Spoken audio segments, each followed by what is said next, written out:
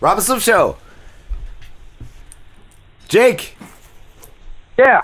What's up, dude? Jake Mattera. Hey, what's going on? What's going on, dude? Comedian and comedy writer from Philly. That's right. What's going on, dude? How long have you been doing comedy for? I've been doing comedy about 5 years now.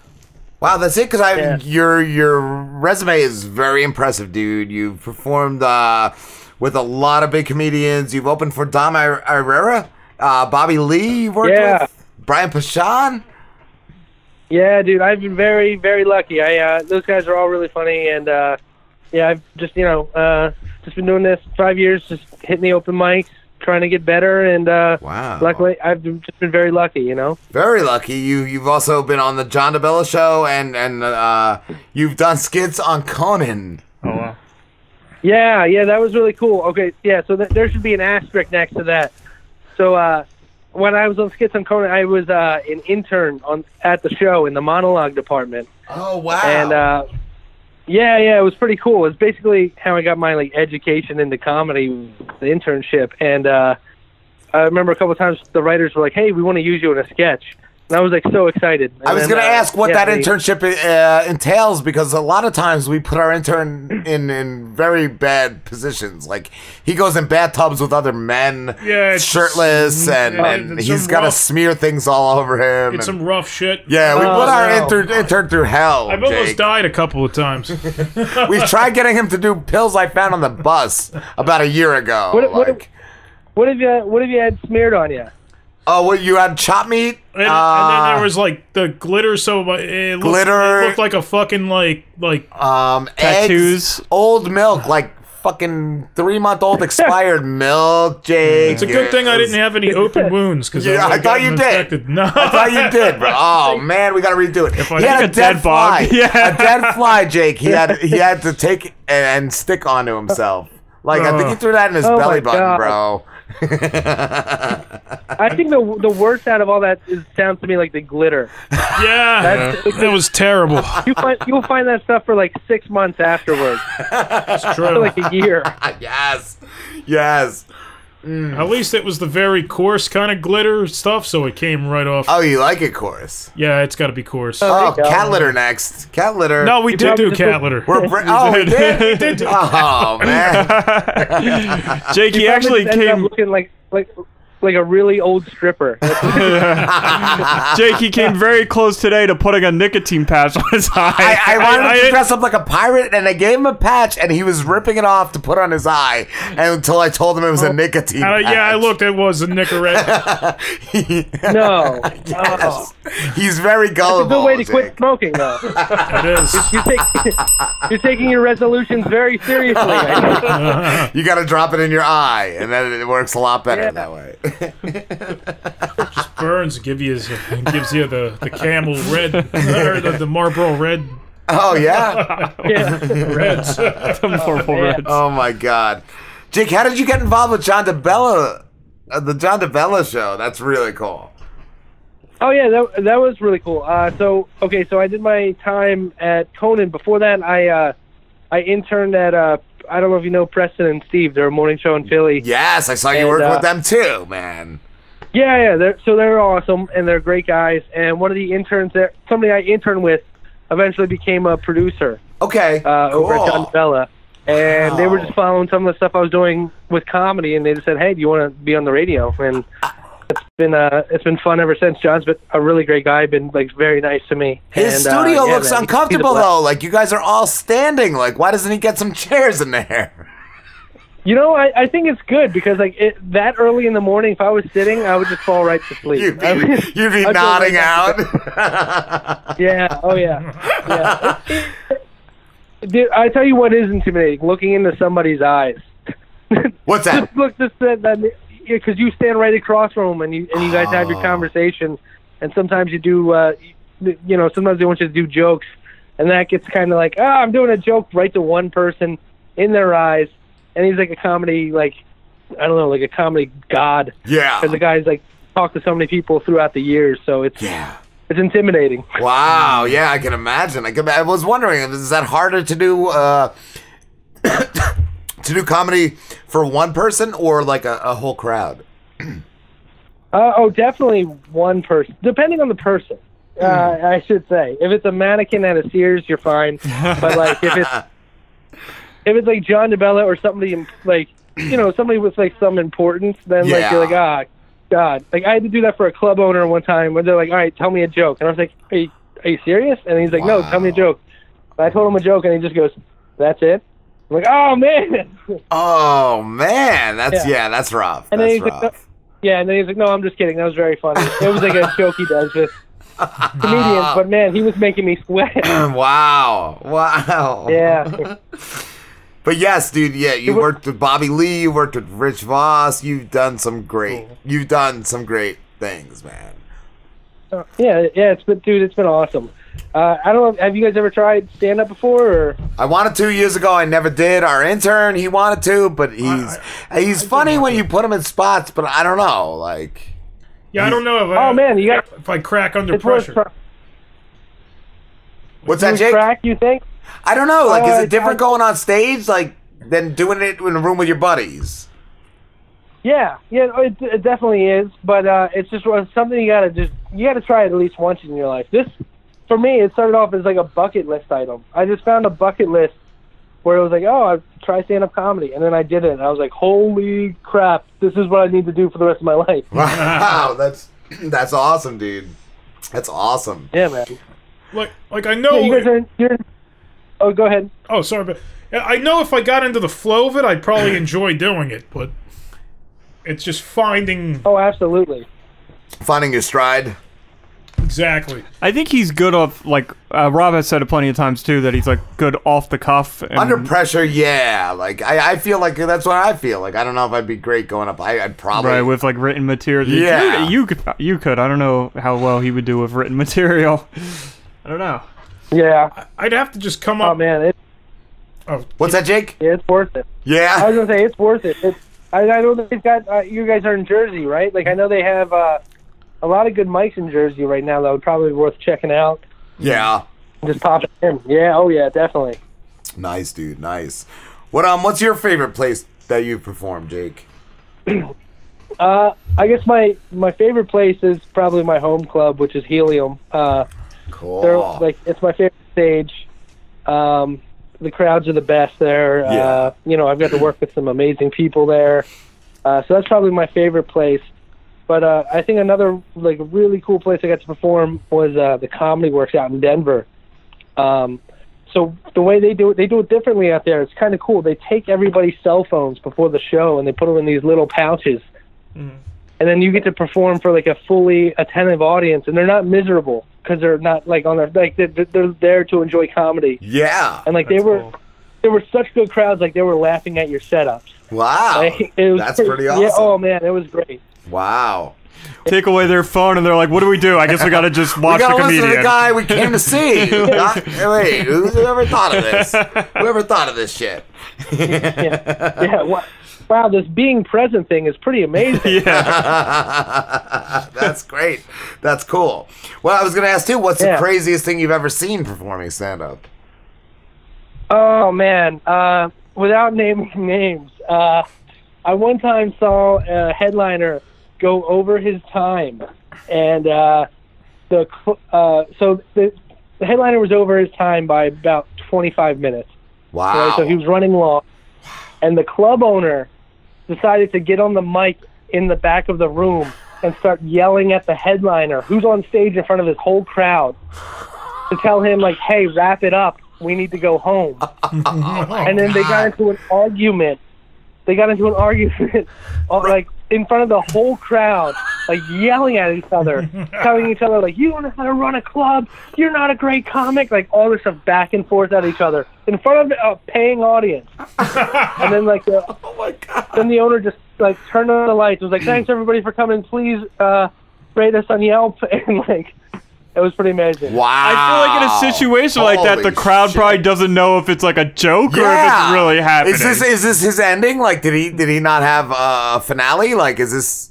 Yeah, that's crazy. It's kind of cool. Oh, it was crazy. Yeah, I didn't know what was going on. Like I was just like I was with the audience. We're all, is this part of the joke or is this because the comedian was pretty crazy too. So did he get like mad? Did he start like breaking shit and stealing merch?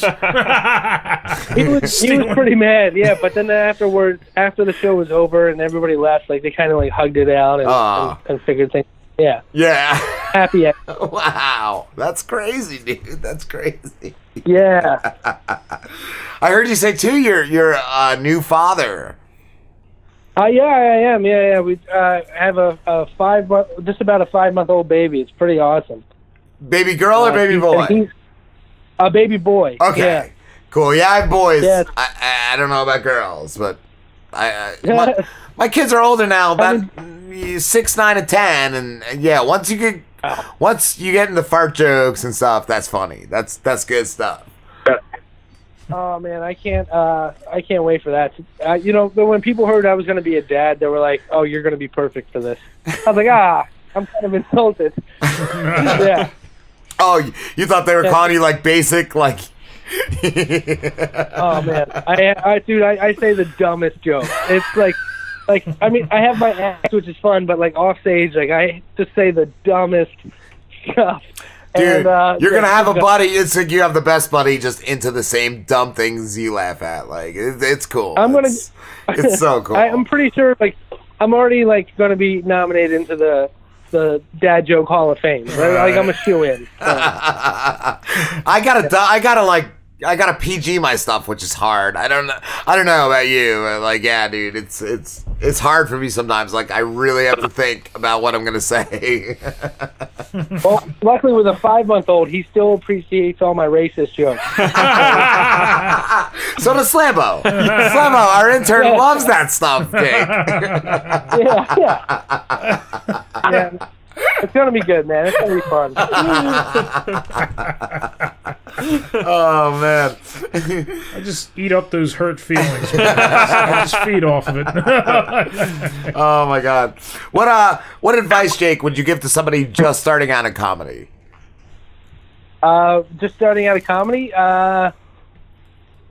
just go up there. Just keep going. Like get up and like. And I know you've probably heard like this is the most. Probably the lamest piece of advice, but it's the best, is just keep getting on stage. Go up as much as you can. You have to go up every night. You have to go up as much as you can. Try writing stuff out. Try working just on one joke and just like keep watching how that joke does in different rooms, and then always record your sets. And after you write a couple of times and you go up there, just try going up without anything and just really suck. Because like just if be you yourself. And you really suck at comedy, like and like you know what it's like to completely bomb with nothing, and there's nothing better than getting off stage and being like, well, I survived that. You know what I mean? Like, yeah. When you get on stage, you're like, what's the worst that could happen? Like you're always like, oh my god, this is gonna be so horrible. This is gonna be so horrible. But then once you're off stage, from doing nothing for 3 minutes or 5 minutes at a mic, you realize, oh, that wasn't.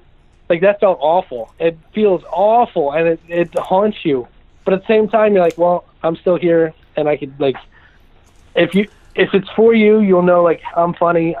I'm going to come back, and I'm going to prove it, and you work on your stuff. Yeah. Cool. Yeah. I like that. What I saw, too, you mentioned, who's the other guys you worked with? Preston and Steve? Oh, yeah, Preston and Steve, yeah. You did parody songs for them, correct? I did, yeah. I wrote some jingles for them for a few of their stunts that they did, and some Christmas time stuff that they play every year when Christmas comes around. I did some like songs for them, and then I also, as an intern, I was at the full brunt of their stunts, and I one time I got to. Well, this isn't me. This is another intern. We got to tape him to a telephone pole about 20 feet or 10 feet in the air, and we just taped him there and then left. And people would have to like come to him for like movie tickets or something. I can't even remember what we were doing. That's amazing. I taped a coworker to a big roll of. I worked in printing, and we had big rolls of paper, and we taped him because that was the thing. He was convinced that he could get out. he can get out. So we taped his we taped him to a roll, like to a stack of rolls of paper, and these are like 2,000 pounds rolls. These are huge, and we wrapped packing and duct tape all around him, all around his wrists, his ankles, and I don't know if we threw knives. I don't know. I don't know. He's alive. I'll just tell you guys. There's some alcohol involved. He's alive, so everything's okay. Lighter fluid. But we did. We taped him, and about after 10 minutes of just leaving him, he was crying and begging us to cut him loose. Was he like one of those guys that once you cut him loose, he was like, I could have got out. Did that. I really could have. I was like this close to getting out of that. I was this close. You should have called like a UPS pickup and just had him in there. I could have had the clamp truck driver pick him up. Oh man. Oh, you know, one time as an intern, you were talking about stuff getting sprayed on you. I had Mark Summers from Double Dare shoot with a chili cannon. So it was like actual chili. Loaded into this cannon that just fired at me while I was wearing a diaper. And, yeah, it was, I don't know why. Wow. He just did it. And, Mark Summers is amazing. Doesn't he do, like, a snack show now? Like, I think, like... He does, yeah, on the Food Network. He does a lot of good stuff, and he does a lot of it, like, from Philadelphia and, like, New York. And the craziest thing is I heard he's a germaphobe, too. Like, he... Yeah. Oh, yeah. Yeah. Yeah, big time germaphobe. Yeah. Wow. I heard he, like, dust busted a kid on Double Dare one time. Oh, my God. Yeah, that's amazing. That's a claim to fame. But that's a resume maker right there.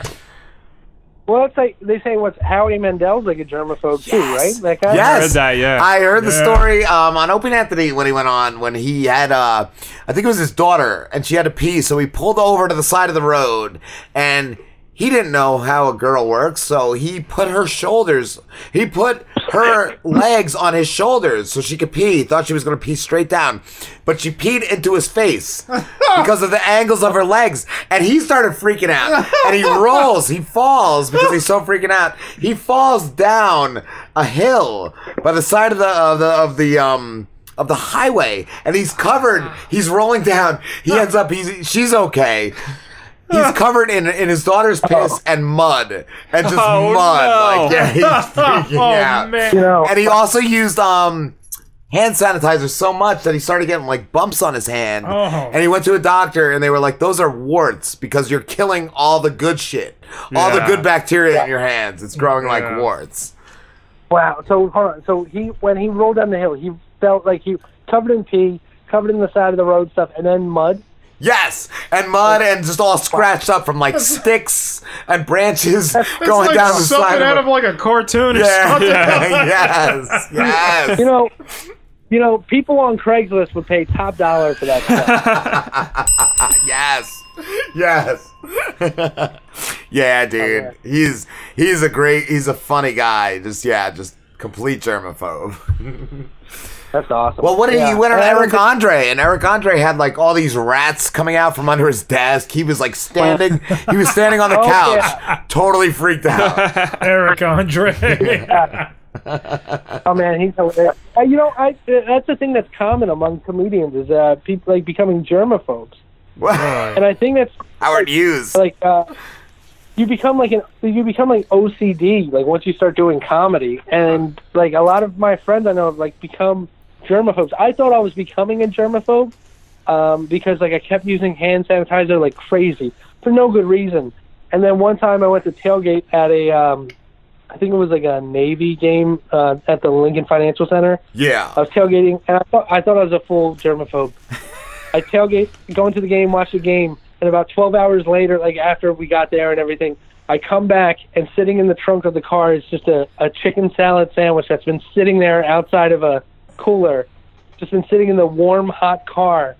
And I just remember just eating the shit out of that sandwich. Okay, so you're good. I was like, okay, I'm not a germaphobe. You're just hungry. I'm just disgusting. Yeah. I was gonna say something. I just lost it, but that's great. That's great. Oh shit. Oh man. I was gonna ask what you're most proud of, but I'm in your career, but I'm sure it's that story. Yeah.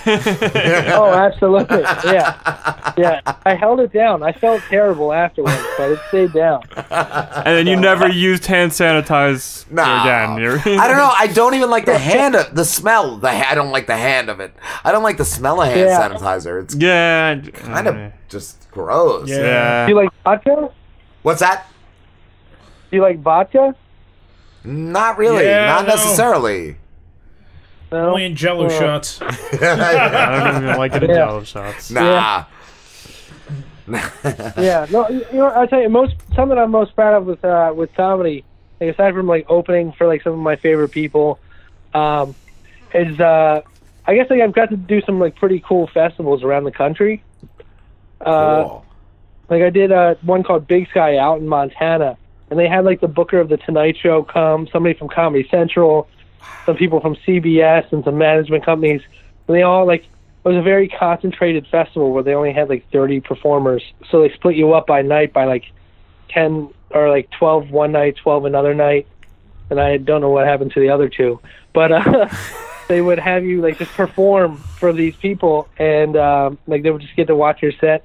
And then if they like you, I know some people got some stuff from the festival. Wow. Like, like one of the people I do the festival with now, they were on America's Got Talent this year. They were like a finalist. Wow. Preacher Lawson. Cool. And another girl who's in that festival she's now a correspondent on The Daily Show. So like, it's pretty cool to like do some comedy around some really talented people, and like just meeting all the people, and then like developing the friendships. It's awesome. That's really cool. What upcoming chicken salad sandwiches? Yeah, dude, you gotta have that chicken salad sandwich. What upcoming gigs or projects do you have, Jake? Right now, what the hell do I have coming up? I got some stuff coming up like this weekend. In the comedy cabaret in Doylestown.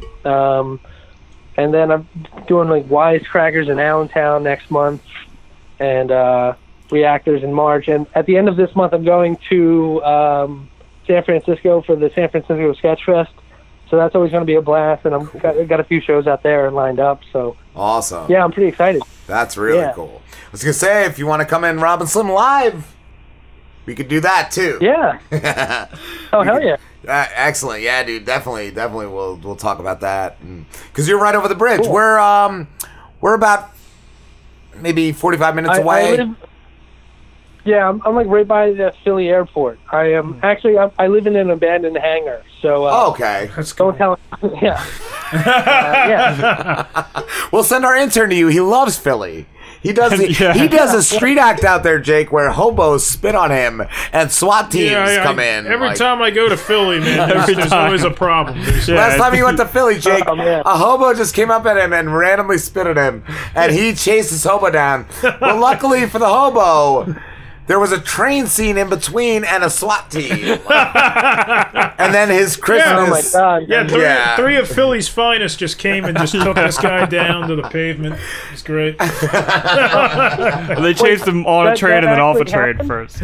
It really happened. And Steve Buscemi was in there too somewhere. He claims this really happened. We don't really know because like the story he just said it happened. Changes. It happened. It definitely happened. The Steve Buscemi part wasn't true. That was the truest part. That was Talk about the right place at the right time. I know. That's his whole life. He just steps in shit. He's stumbling in the dark. I'm blind. Jake, we have to wrap this up, dude, but thank you so much for talking to us. Of course, yeah, thanks for having me on. I'd love to come back sometime, man. That was a lot of fun. Where can everybody find you? You can find me on Facebook and Twitter at Jake Mattera. And you can probably find me if you come down to Philadelphia. I swear a homeless person won't assault you. Come see a show sometime. Pete, go live with Jake.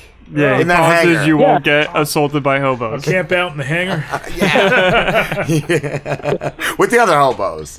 Yeah. I might get in a brawl with a couple of them here and there. You know. Jake, thank you, brother. I'll keep the riff-raff out. Yeah, thank you, guys. All right, bro. Have a good one. Hey, you too. Take care, Jake. Have a good one, man. Again, that's Jake Mattera, Mattera. Cool. Definitely follow him. He's a funny guy.